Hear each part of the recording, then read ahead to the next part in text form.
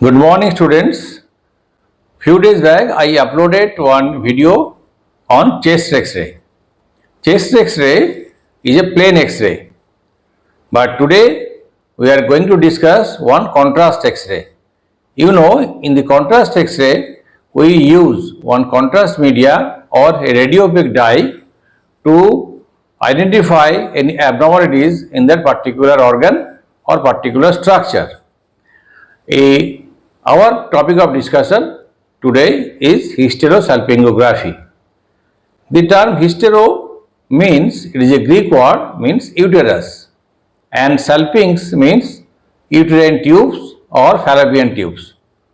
So the hysterosalpingography, in this procedure we will try to find out any structural or anatomical abnormalities in the interior of the uterus as well as in the fallopian tubes.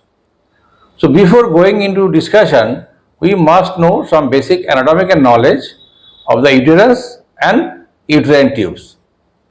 Uterus, it is a pelvic organ of female and it is having three parts: fundus, body and cervix. The fundic part is the solid part which is having no cavity inside, but the body having a cavity inside called uterine cavity, and the cervix having a space or canal called cervical canal. And on each side of the uterus, extending from its cornu to the ovary, is the fallopian tube, one on each side. It is tortuous and it is about 10 centimeter length of one uterine tube. It is having four parts. Starting from medial to lateral, the intrauterine or intramural part, that part it is inside the wall of the uterus, which is about 1 centimeter in length. Then isthmus, which is the narrowest part of the fallopian tube, it is about 3 centimeter in length. Next part is the ampulla, which is the most dilated part of uterine tube, having 5 centimeter in length. And the last part, which is close to the ovary, it is the infundibulum, which is about 1 centimeter in length. And this uterine tube having two ostium or two opening, one inside the uterine cavity and another one towards the pelvic cavity. So if we introduce some dye or any liquid material, it will pass through the cervical canal, then uterus, then through the fallopian tube. There will be spillage of this fluid in the peritoneal cavity. So this basic knowledge we must know. Then we can identify any abnormalities in the uterus or any abnormalities like block, partial block or complete block in one uterine tube or both uterine tubes, that we will find out in the hysterosalpingogram. But we will discuss only the anatomical aspect, because this hysterosalpingography investigation, it is usually done in final year MBBS students. They will learn this again this topic, because in gynae obstetrics examination you may be given the same X-ray and there the questions will be different. But in anatomy the type of questions will be different. That I will discuss when we will discuss the X-ray plate in the view box. So let's see the X-ray. Yes. Look at this. If this X-ray plate is given in the examination, the question may be asked, describe this X-ray. First of all, you have to say, this is the contrast X-ray of hysterosalpingography anterior-posterior view. The second question may be asked, what are the things you can see in this radiograph? There are so many radiopaque shadows are seen and some radiolucent shadows are also visible, but most important is the radiopaque shadows, because we are using the radiopaque dye or the contrast media to identify the abnormalities in the structures. So what are these radiopaque dyes or radiopaque shadows you can see? This is one radiopaque shadow and this linear tortuous structure of both sides also radiopaque shadow. Here also the same thing happens. This is a radiopaque shadow here also, and on each side of the uterus the radiopaque shadow. Besides this, you can see so many bones are there, like hip bone of both sides, then sacrum behind, then vertebra. So all these are bones you can see. But our topic of discussion, not the bones, our topic of discussion is the hysterosalpingography and its interpretation. What you can see? Just look at this one. Here, this is the cannula. Can you see the cannula? This one is a cannula called HSG cannula. Through this cannula, the dye is passed or a dye is introduced into the cervical canal so that it reaches the uterine cavity. This is uterus. And what dye it is usually used? Conray 420. It is a iothalamate sodium. That contrast or radiopaque dye is used, and through this cannula this dye passes through the cervical canal, then in the uterus. What is the shape of this uterus here? It is a triangular but inverted triangular. Here, as because there is no cavity in the fundus, so no dye reaches the fundic region. So this is the body, and inside body is the cavity, uterine cavity. So you can see the uterine cavity only, not the fundus. And here you can see the cervical canal.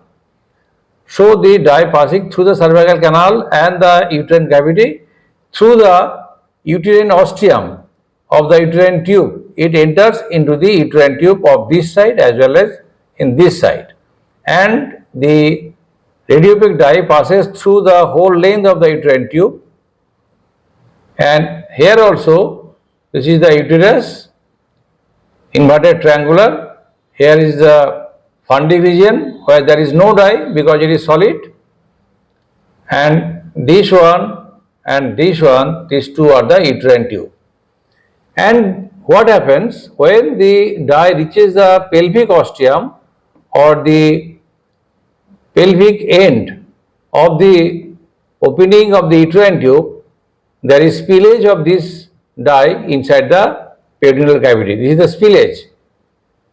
It is the spillage of the dye. What does it mean, the spillage? What does it indicate? It indicates that if there is spillage like this spillage, here is the spillage. If there is spillage of the dye, that means the uterine tubes are patent, they are not blocked. If you see at one side it is patent and there is spillage, but on other side there is no spillage, that means on that side uterine tube is blocked. And somewhere besides this block there may be dilatation of the uterine tube, either on one side or both sides. This dilatation of the salpinx or uterine tube is called hydrosalpinx. So we can see whether there is any uterine block or not, there is any hydrosalpinx there or not, or any abnormalities in the uterine cavity. If there is any septation or there is any abnormalities like septed uterus or biconvex uterus, so all these abnormalities, developmental anomalies, we can identify or we can diagnose through the hysterosalpingograph. But this is the normal radiograph, normal uterine cavity, and this is also normal uterine cavity, and on both sides the tubes are normal, no hydrosalpinx, no block either on one side or both sides, because there is spillage. So this is the normal hysterosalpingogram. But in gynae-obstetrics, in the final year examination, when this HSG is given, they are asked what are the reason for infertility and why you are doing this thing, on when you will perform this type of investigation, what are the contraindication, what are the indications. So many things will be asked and all the clinical questions. But in anatomy, what are the questions may be asked? Number one questions for the anatomy students. What is this? You can see, your answer will be, it is a HGC cannula. What is this? This cervical canal. What is this? This is the uterine cavity, which is inverted triangular in shape. And what is this? This is uterine tube of both sides. What are the parts of uterine tube? There are four parts. The intrauterine part, then isthmus, then ampulla, then infundibular part. Both sides, same thing. And what are these dye? Why you can see the dye here? Because this tube is patent, so the fluid or the dye can pass through this ostium and there may be spillage of this fluid in the peritoneal cavity. What does it indicate? It indicates that there is no block in the uterine tube. Then regarding uterus, you may be asked, what are the different parts of the uterus and what are the developmental anomalies of uterus? You can search for through the hysterosalpingogram. Some other important points, though these are not usually asked in anatomy examination, but these are all important questions may be asked by some teachers. So just listen to me and try to remember these points also. The points are, what is the ideal time for this investigation? The ideal time is, it is most commonly done for infertility between 7 to 14 days of the menstruation cycle. Next question, how much fluid usually is given? It is about 15 ml of fluid or contrast media. Which type of contrast media is used? The answer is, it is the Conray 420, which is iothalamate sodium. The contraindications are, number one, if there is any sensitivity to the iodine in the secondary phase of the menstrual cycle, during menstruation, suspected pregnancy, any genital infection or any abnormal uterine bleeding. In all these conditions, HGC should not be done. And lastly, you may be asked, besides this uterus, cervix and uterine tube and the spillage, what are the other structures can you see in this radiograph? And I already told you, they are the pelvic girdle, that means the both hip bones and the sacrum, and the lumbar vertebra also visible here.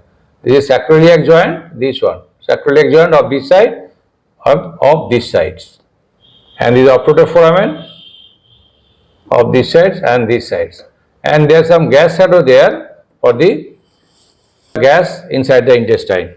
So these are the questions usually asked. You must know the description of the X-ray, and I am repeating you to describe this X-ray. It is a contrast hysterosalpingography of anterior posterior view. So I think that's all for this particular contrast X-ray. So thank you very much.